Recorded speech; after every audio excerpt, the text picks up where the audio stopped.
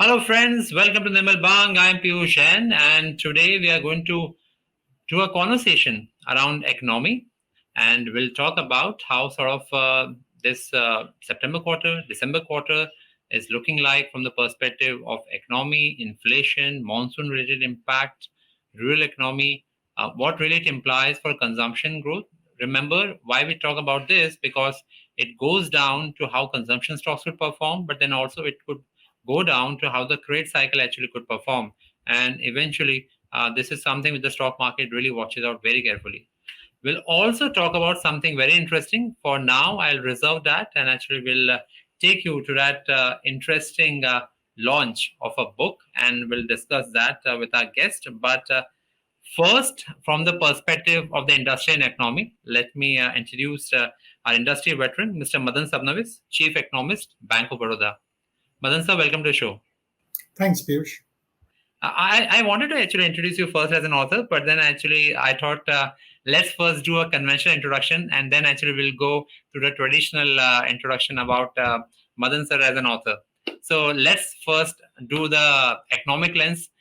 We have seen the GST numbers. We have also seen the credit growth numbers, consistent 15% growth here and there, plus minus one. On the GST numbers, looks like it's still about 10-11%, which was the nominal through revenue forecast from the finance minister in the budget. What are you making out so far as per the underlying current trend of the economy?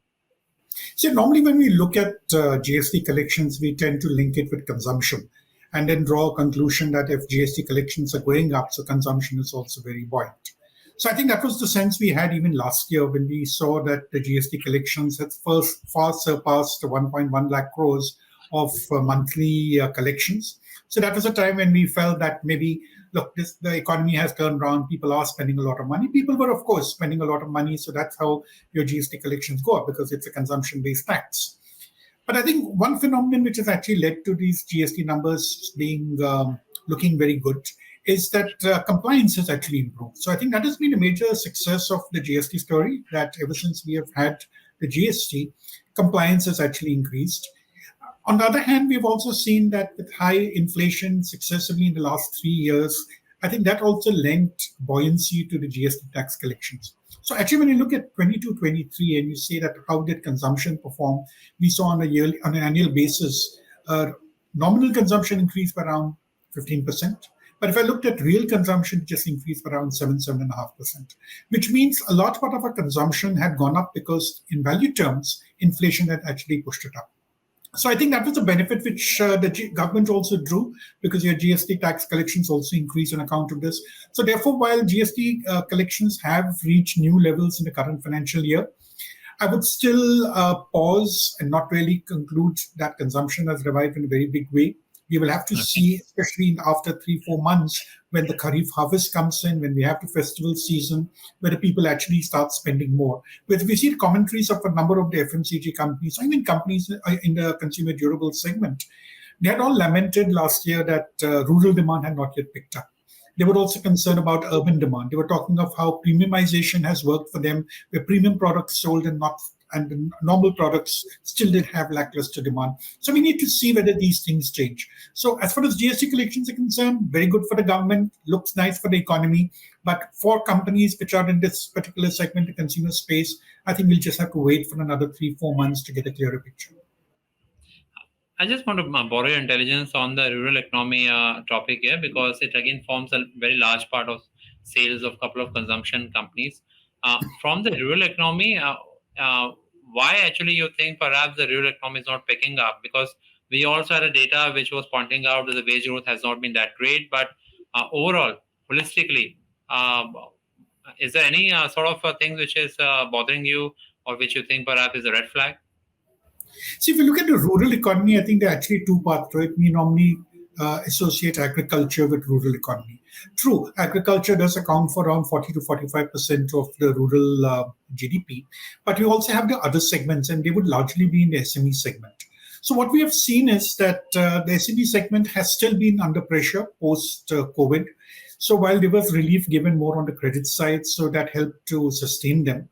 But in terms of overall demand, in terms of overall performance of these units, it still seems to be not yet normal. So even when we look at, say, corporate results, and we just look at, we of course don't get information on the SMEs because most of them are unorganized. You don't have their P&L accounts. But generally, if you look at the smaller companies and larger companies, we see that the entire corporate performance is still driven by the larger companies. And the moment you go to the smaller ones who traditionally would come in our micro and small segment, they have actually not seen that kind of an increase in their turnover as well as in terms of their profit. So I think the same story percolates even when you're talking about the rural economy.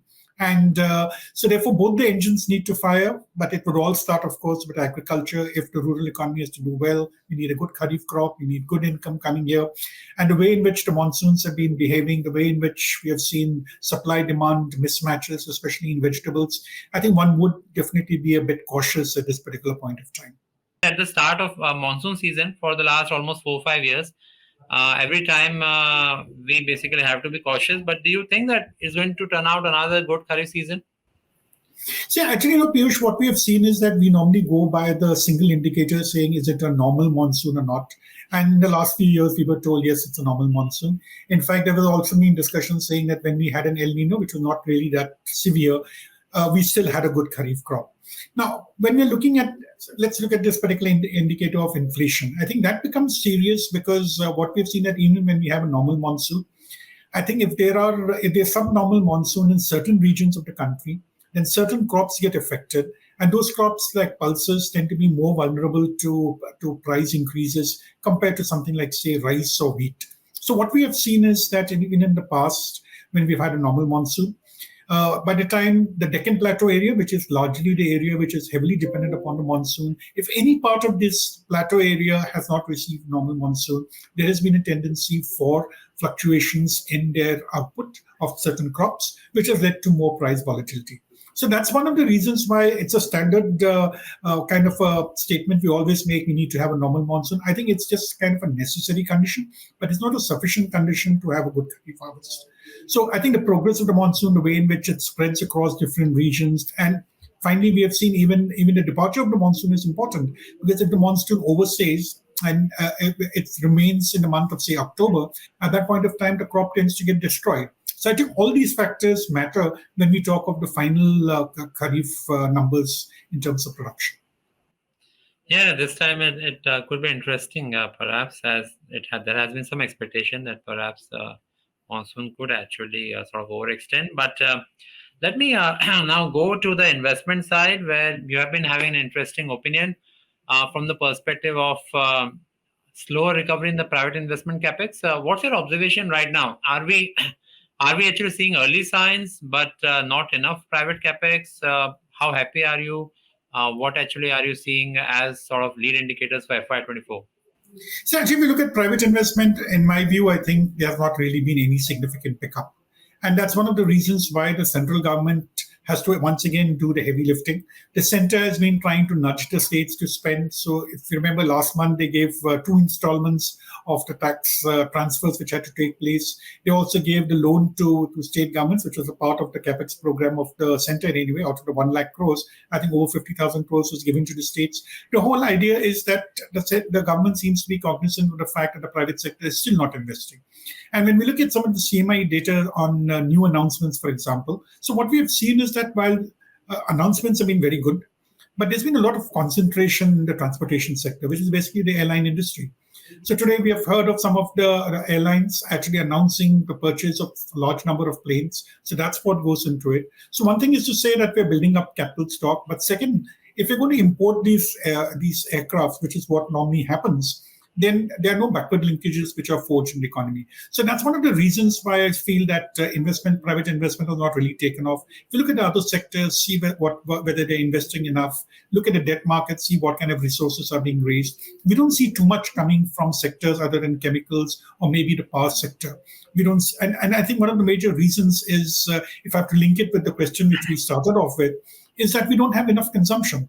So when we have low capacity utilization levels, or we don't have optimum utilization levels in most of the industries, there's less incentive for people to invest. So that's one of the reasons why we're not seeing too much of private investment coming in. Some sectors have been investing. I think we've seen iron and steel do it. I think because of the government thrust to infrastructure, the backward linkage comes to the demand for steel. That's how this particular industry has been investing. But again, if you go back to the consumer space, which we were talking of when we we're talking of GST, I don't really see too much of investment coming. But the company is not going to invest, especially at a time when interest rates are high, because you don't see enough demand. So that's why I think it's still going to be a slow process. We probably have to get to the 7 to 8% GDP growth trajectory before we have more private investment coming in, right? On a broader scale. Otherwise, it's going to be more sector specific, more related to infrastructure rather than to consumption. Right. And so one small point, at present, according to you, what's the sort of average utilization levels in the economy? See, I think for average, it would be in the region of around 73, 74%. That was what it was in March. And normally there are these cycles which are there. They increase towards the end of the year, and then they start petering out after that. And specifically for certain sectors, I think it's, again, as I mentioned, it will be more of the infra-oriented sectors, which have actually crossed the 90-95% level. That's why they're doing higher levels of investment. Because normally in India, we see we need something like 78 to 80% before there is fresh investment, which is reckoned. And that will only come in case companies look at GDP growth in the region of about 7-8% on a sustained basis for the next 4-5 years. That's when you would start investing in capital. So that was about economy. And dear viewers, now let's move to the interesting part of this conversation. Mr. Madan Sabnavis, Madan sir actually has come out with another book. This is his 6th book. So actually, in a way, you can say he's a serial book author. And this one is something interesting. It's on the lighter side. I'll give a sort of the podium back to Madan sir. Madan sir, please help us. So what's the title of the book? How you came about, how actually came out the idea about writing this book? What's the sort of, I would say, the theme of the book? Help us understand about it. So the book, Piyush, is called Corporate Quirks, and I've called it The Darker Side of the Sun. So quite inspired by Pink Floyd and The Dark Side of the Moon. So I thought, let's look at the sun this time. And the corporate sector, of course, it's a shining sector. And I think all your programs, I think everything is dedicated to the corporate sector, because a large part of our growth comes because of what happens in the corporate sector. And I've been fortunate enough to work for 35 years in the private corporate sector. Right now, I'm working with Bank of Baroda, which is a public sector unit. But otherwise, my experiences have been in the private sector for around 35 years. So while going through these 35 years, and we've been through different phases of corporate life, when I started off, I think it was more a kind of a sleepy private sector. Then it became more dynamic when the economy opened up, became more competitive. In fact, not just more competitive, it became cutthroat competition. And to a very large extent, I think the way in which companies looked at employees, they were more merciless than what they were earlier. They were very tolerant earlier. So in the 80s and 90s, things were more tolerant, more humane. After that, I think when this profit motivation, again, Piyush, back, that your entire business is also run in terms of how the stock market does, how the companies are rewarded. So I think the entire environment actually changed. So based on my experiences in these 35 years, what I really found, I worked in around 5 or 6 companies, different kind of companies. It could be in the financial sector, it could be in the commodity markets, a rating company, a manufacturing company. So what I saw is that there are certain common themes which are there. When I say common themes, that lots of things which happen are actually the same. So you start discussing with people in any company and you realize they have the same kind of problems which you have, the same grievances which you have. And again, thanks to your segment, Piyush, and I think the TV channels you work with and I've had exposure to, I think I had a lot of exposure towards how the media works, how these conferences work. And that actually has been the kind of a raw material which I've put in a very lighter vein. So I actually start off on a very defensive note by saying that, look, what I'm saying, this should not be taken to bring down anything as what's happening in the corporate sector. Because I'm sure if a lot of growth has come because of these icons who have driven the economy, I think they obviously deserve it. But there are always the lighter sides. That's why I call them quirks. So quirks are not characteristics. These are something on the periphery, something which you will see all the way. When you're talking of HR policies, you talk of CEOs, you talk of board of directors, you talk of conferences, you talk of how you deal with the media. I think that has been a major thing because I had experience in a couple of companies I worked with where I was heading the corporate communications division, mainly because I used to write a lot in the newspapers. So my MDs felt that I could look after corporate communications and I had no idea about what it was. But then when you start dealing with And advertising, this is very interesting actually. So on yeah. one side the economy and on the other side corporate communication is absolutely very interesting. No, no, absolutely. So then it was a case of dealing with the TV channels, dealing with newspapers where we used to put advertisements. And I think when I was working in my last company, I was also dealing with these conferences where you sponsor some things. And then, of course, you see the quirkiness which comes through. So that's what I've tried to put together in this book. Everything is on a lighter note. And I'm sure anybody who reads it will say that, look, how come I know everything about the company in which the person is working in? So the answer is that all companies are actually the same. So in fact, I used to do a lot of writing for the annual reports of companies, and then I realized that look, what I did in the early 2000s, I did also when I just before I joined Bank of Baroda. I was doing the same kind of writing, the same kind of camouflage which was being provided, and made everything to look good. And I mean, the trait which was always there was when the company does well, I'll take credit for it, but when something goes wrong, I'll say the environment was wrong, the economic environment was wrong. And that's where I think my contribution was, because the economist always is there to defend things which they don't go wrong, right? So I think this is what I actually put together, and fairly inspired by 1980s serial of Yes Minister, Yes Prime Minister. So I've always Okay. devoted to that. So I think I tried to use that kind of humor in writing this particular. It's a serious book, but it's on the funnier side of the corporate sector. I'm I'm tempted to ask you this. In the book, any interesting sort of examples or situations which you have mentioned? We'd love to hear that. Oh, there are lots of them. In fact, I have not obviously taken names, but I would have loved to actually hear everything, but because of time, whatever I can hear, I'm tempted to ask you that. no, there are lots of incidents. There are lots of incidents because, and I can something which involves me directly. I'm not talking of some of the icons who behaved in a certain way. Which I think, if you read the book and if you're working in that company, you'll know. Yes, you'll know what I'm talking about. But just to talk about something about conferences, because that's something which involved me just maybe a couple of months back. I get a call from one of the chambers of commerce. It's one of the reputed ones, saying that they wanted me to talk in some seminar on a particular subject, something on the economy, I guess. And they said I was the best possible person, and please come, please come. I said, fine, I'm always willing to come and speak. I only need people to invite me, like how you're inviting me, Piyush, and I'm here. So I said, you invite me for a conference, I'll come and I'll speak. Then they just added saying that, look, but we need some sponsorship. Can you help us in sponsorship? I said, no, why don't you talk to the Corpcom department, because I don't head corporate communications here. They said, fine. I gave them the contacts, and then I never heard from them again. And later on, I realized that the conference came, it went past, and there was no Madan Sabnavis in that. So we did not sponsor it. My company did not sponsor it, so I did not feature in it. That was a fair enough transaction. So it's these kind of incidents which I put in. All of them may not be involving the author, but definitely some of the more colorful characters, the big names, they all find mention in an anonymous manner in this book. There is also something actually where you mention about the lovely gifts, touring. Like, what's the sort of the lighter side into that? See, the lighter side of a touring is that when you do a tour, I'm able to impress people around, not just my family members, but also an office that I'm important and I'm traveling. And then there are always these allowances which come through. So there are some lovely things like, which even I've been involved with, like do a foreign travel, the different modes which companies follow, some models that you follow. And one model is that you get a certain allowance and you spend it the way you want to. So what I do is I take that allowance, I probably stay in a hostel so that I can save the dollars which I can use later on. So that is the case when we're talking of something like touring.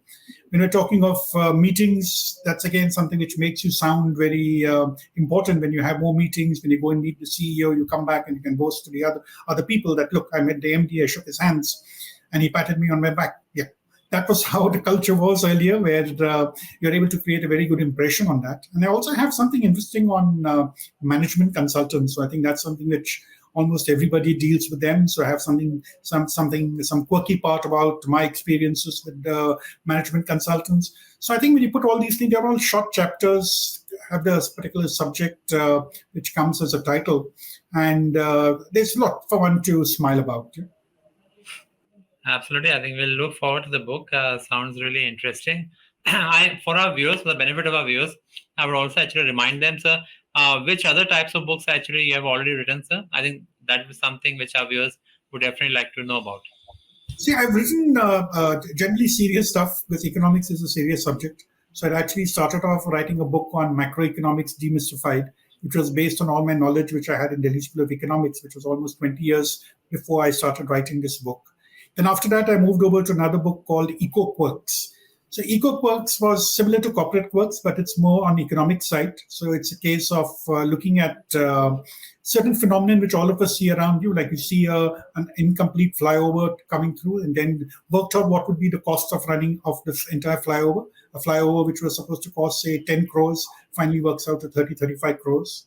Even on the simpler side, I looked at a beggar economy. So you see so many beggars. What kind of an economy do they generate? What kind of income do they earn? I think that was part of the second book, which was Quirks. The third was called Economics of India: How to Fool People for All Times. So I think that was a serious book because, very often. Yeah, but like, for example, you keep saying that, look, at that point of time, you said that, look, GST was a big thing happening at that point of time. It was written just at the time when GST had come out. But you had some economists being very bold to say that, look, GDP will go up by 2%. Now, how the hell does that happen? There's no logical way in which GST can increase your GDP. So you take up these kind of issues where economists have claimed that, look, this is a panacea, Jan Dhan is a panacea for financial inclusion, and you have a view about how that thing runs. That was the third book. Then I also had one on banking trends and controversies. So I looked at banking. This was before I joined Bank of Baroda. In fact, my MD and CEO who just retired, Mr. Sanjeev Chadda, he had written the foreword for me. So he was obviously found what was written acceptable.